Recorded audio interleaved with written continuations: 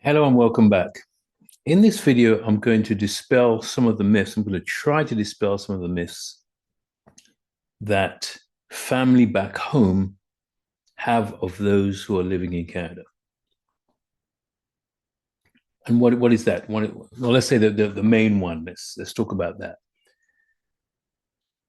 Uncle Joe's moved to Canada. He's been there a few years and he's loaded. He's got lots of money. The fact that the fact alone that he went to Canada makes him rich. He's been sending all kinds of things back to us. He sends the money every month. He sends expensive gifts. When we visit, he spends lots of money with us, lots of money of us. So Canada's a place where you can make lots of money. It's just a matter of getting there. I'm just telling a story here. To add to that, when that family member comes back home, they're spending money very, very quickly and in large amounts. So they'll take everybody to dinner, they'll be buying drinks for everybody. And again, this assumption that because this individual or individuals are living in Canada, all of a sudden it's like they won the lottery. That's far from it. Let me tell you the real story. Now, I know that sometimes that perception is not helped by the fact that some people or some family members going back home, they play up on that. So I'm aware of that. However, here is a story, or the story as maybe as it should be told. That family member has come to Canada. They've been to Canada maybe 3 to 5 years. They were fortunate that when they arrived, they were able to get employment pretty quickly and at decent salary.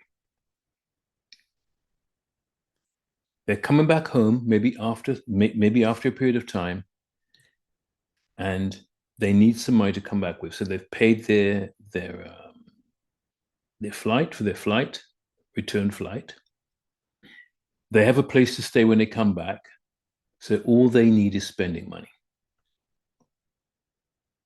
What you see as money. I had to go away for a few moments just to take care of something. So let me just get back on track here. The money they're coming back home with, your relative from Canada, the money they come back home with to spend for that 6 weeks or 2 months or whatever the case may be, is money they've saved. They're not spending at that rate and those amounts back home, or shall I say back home, back in Canada. They're not spending it. They're not spending like that. But there's this perception that it's not spoken about. There's this perception that they spend money like this when they're in Canada. So they have lots of money. And don't forget, they have the advantage of the exchange rate and things being probably being a lot cheaper at home, wherever that may be. So everyone sees this and thinks this guy's making a lot of money in Canada, or this person's making a lot of money in Canada, and I want to go there because I want to be able to do exactly the same thing. And as I said previously, sometimes people come and they flash, they play it up, and don't tell you the real story. Now, obviously, there are people who do very, very well and come back and can spend money, but I'm giving you I'm telling you the majority of people, this is how it works. And just extending from that, typically what's happened, what we've seen and stories that we've been told, is that because of that, other family members either want to be sponsored or want to come and join that family member because they want some of that. And when the answer is no, or let's say the family member in Canada does not qualify to sponsor that other person coming, because they do have to qualify, and that goes by income and various other things. The story that goes around the town is that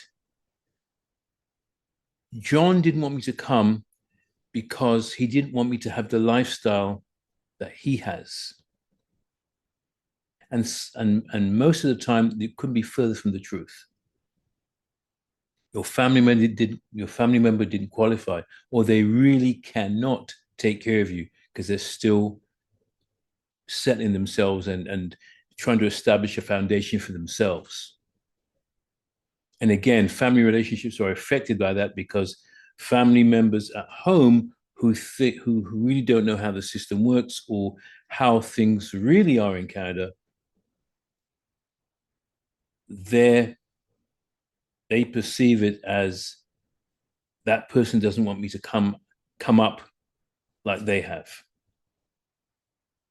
These are real world conversations that need to be had, and I'm just putting out there so that you have these discussions, and people, particularly for those of you who are overseas and are looking at relatives and thinking, oh, they're doing very, very well. Yes, the standard of living is increased, definitely. But there's a cost to that. And maybe I'll talk about taxes and those other things in another video. But these are real world issues that we have to consider. Take care. See you next video.